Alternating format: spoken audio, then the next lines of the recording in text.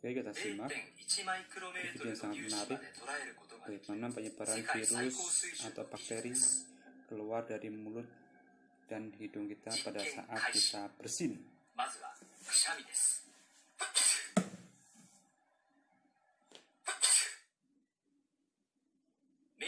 Lihat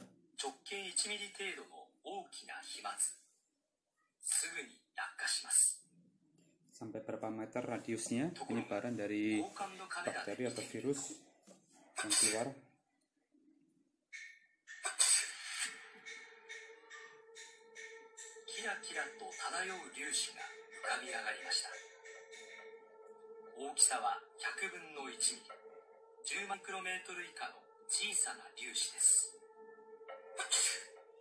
Wow,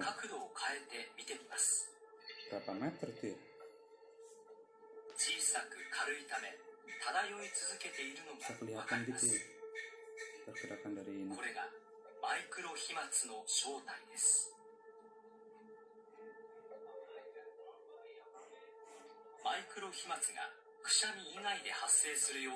biasa nih orang yang bikin penelitian macam ini.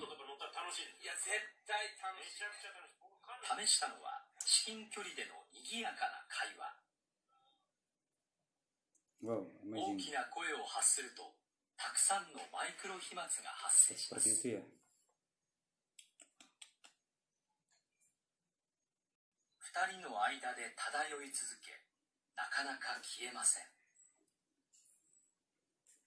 Oh, ini pakai sinar hijau nih. このマイクロ飛沫、どの程度吸い込むと感染するかはまだ分かっていません。しかし、舘田さん、そして換気の悪い密閉空間では、マイクロ飛沫がより感染リスクを高める可能性も浮かび上がってきました。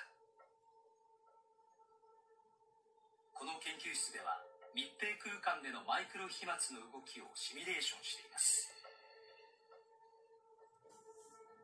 教室ほどの広さの密閉空間に10人程度がいるというケース。1人が一度咳をしたという設定です。およそ10万個、大小さまざまな飛沫が広がります。Jangan dipatukin di 青や緑で示した大きな飛沫。これらは1分以内にほとんど落下します。しかし、赤色で示したマイクロ飛沫は空中を漂い続けます。Sana itu ada anak kita, マイクロ飛沫だけで ada シミュレーションします。 istri, 5分後、 kakek nenek, ada orang-orang yang tercintai di sekitar kita. Tak sengaja, baik sadar maupun tidak kita 少 sadari, なくとも akan 20 menular. 分、マイクロ飛沫は空気のよどみで漂い続ける可能性が明らかになりました。空気がよどんでいると、つまり空気の流れがないということで、マイクロ飛沫そのものは、落ちたり。 Assalamualaikum warahmatullahi wabarakatuh. Hello guys, kembali lagi pada channel kita Insan Pro Kemajuan. Ya, saya akan sedikit menyampaikan ya tentang bagaimana cara bersin batuk yang benar, yang tepat. Mungkin sebelumnya pada waktu dahulu ketika ketika bersin atau batuk dengan menutup pengontes ini itu dibenarkan semacam itu, tapi sekarang kita harus berpikir ulang. Karena apa? Ketika kita batuk seperti ini, maka virus akan bakteri akan menempel di tangan kita. Ketika kita sedang memegang sesuatu yang lainnya, maka akan menyebar kemana-mana.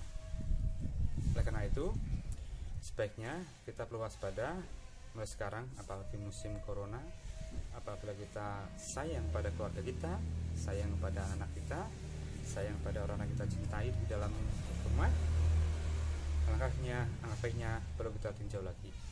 Baiknya ketika kita bersin atau batuk adalah cara yang efektif dengan di bahu kita. Atau lebih bagus lagi adalah dengan memasukkan bersin itu ke dalam baju kita seperti ini.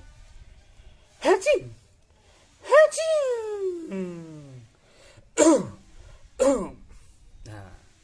Jadi misalnya ada bakteri virus akan menempel di sini, kita mandi hilang.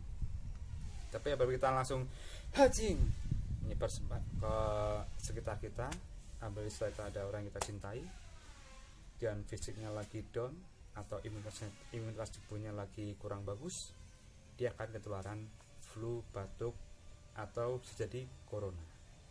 Maka dari itu kita harus memiliki adab ketika dalam bersin dan batuk, baik di dalam rumah, di luar rumah, di dalam kerumunan, di dalam masjid, dan sebagainya. Baik dilihat orang ataupun tidak dilihat orang, baiknya kita punya integritas, yaitu memiliki adab ketika batuk dan bersin dengan cara hajing. Seperti itu. Semoga bermanfaat dan bermaslahat.